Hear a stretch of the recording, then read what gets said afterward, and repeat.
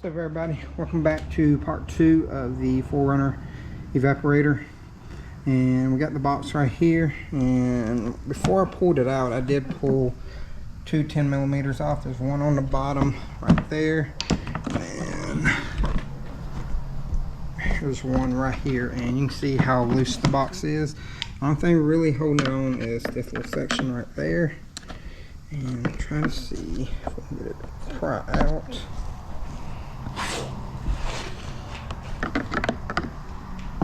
There it goes. You just gotta push on it just a little bit and the box will separate. If you can, try to pull it out while it's in the car and make things a little bit easier pulling this piece out. When we go to put it back together, I probably will put this in, then put that in the car, because it will make things a little bit easy.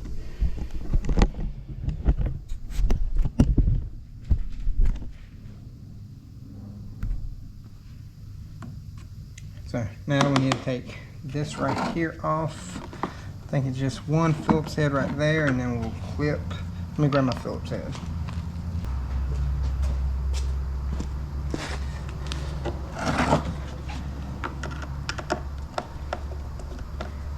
This should be where your expansion valve is, right here as well.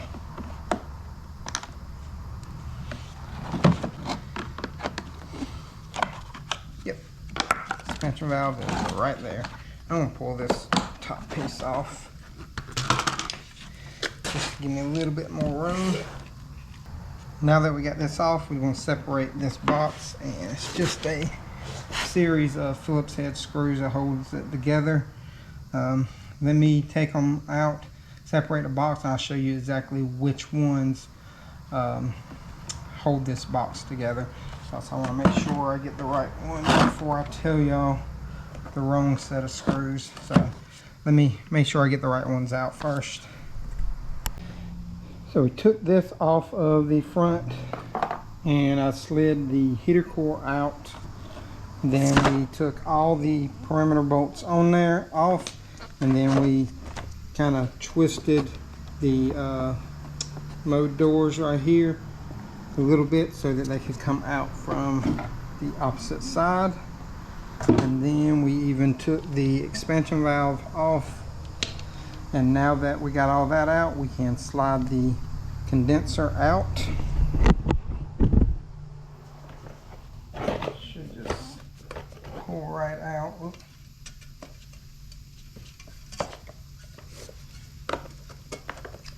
Don't forget we have, well, you can definitely tell it was leaking. Look at all that. But you do have your temperature control right there, your like temperature sensor. It goes inside of it. And dump all that out. And I'm gonna clean that out real quick, and then we'll put the new one in, and I'll get you the part number in just a second. Here is the new one. I did just make sure it was the same. And here is the part number, E-291UA. It is a UAC part. We got it from O'Reilly's, I believe. Now I'm going to slide it back into the box, and I will actually hook up all of this right here once it's back in.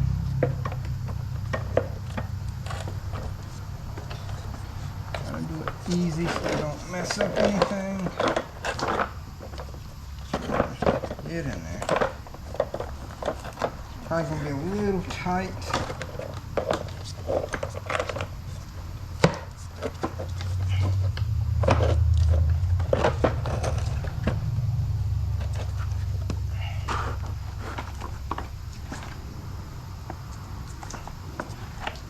Here's our new expansion valve. Part number is right there, T39143. It does come with new O-rings, and we're going to take these O-rings off and put the new ones on. We got the new O-rings on now, lubed them up, and put them on like that. Now we're going to stick it back on, and it was held on with some Allen bolts. these right here, and they just go through. Come on, get through there. Just go through like that and go into the evaporator.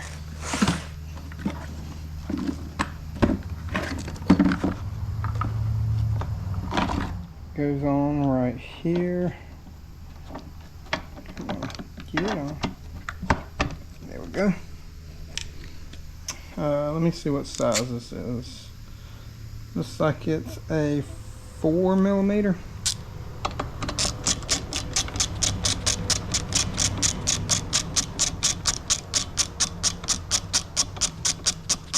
Hand tight it before you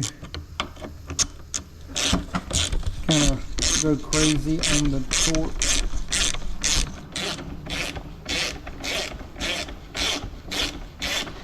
That front one is a little crusty. Typically at least one of them will look like it's got some rust on it or something. And you don't have to go crazy on tightening it down.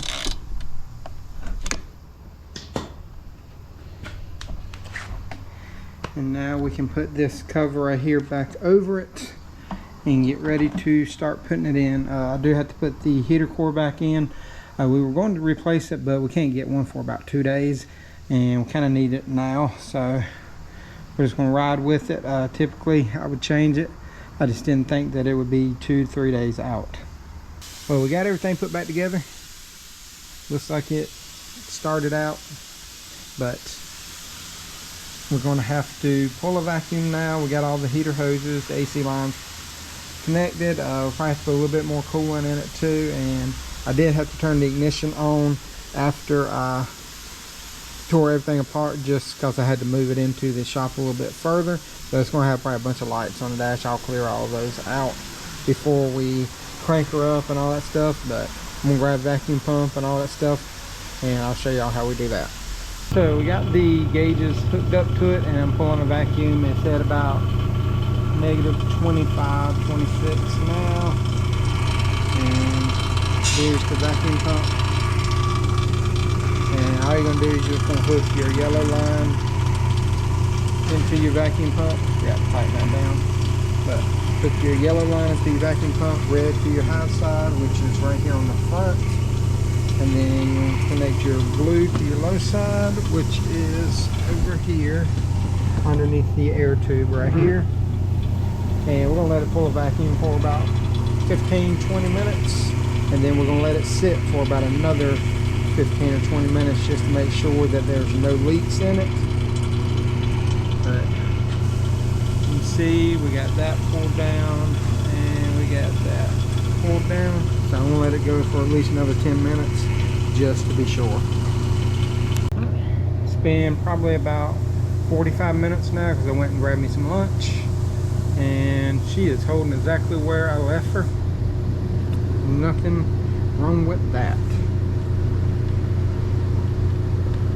Next step, we are going to go ahead and start filling this up with some freon. I haven't looked up to see how much it takes yet. I do have 2 cans right here. We'll start with one, and then we'll go along and see what we need after that. So we have it running now, and it takes about 1.3 ounces, or 1.3 pounds, not ounces, 1.3 pounds of freon.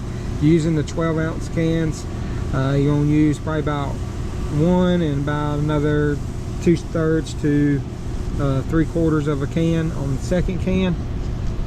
But it does take, like I said, 1.3 pounds, and temperature is nice and cold on here.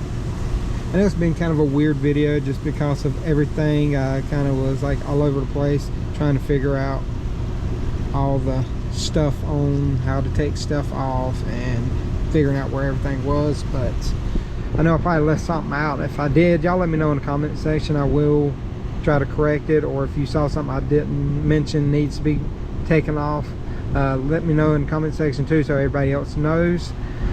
But this is probably going to end the video. I'm going to show you all my pressures real quick. We are at about 35, and 150. It's pretty good because it's only about 77 degrees today. Let me turn this off for you. But like I said, if y'all got any questions, comments, concerns, let me know in the comment section below. I'll get to them as soon as I can. And like I said, I do have the Patreon and the Instagram and everything. And I do have shirts, hats, stickers, all that. Just hit me up on Instagram if y'all want any of that type of stuff. And also, torque this tight, and y'all have a great day.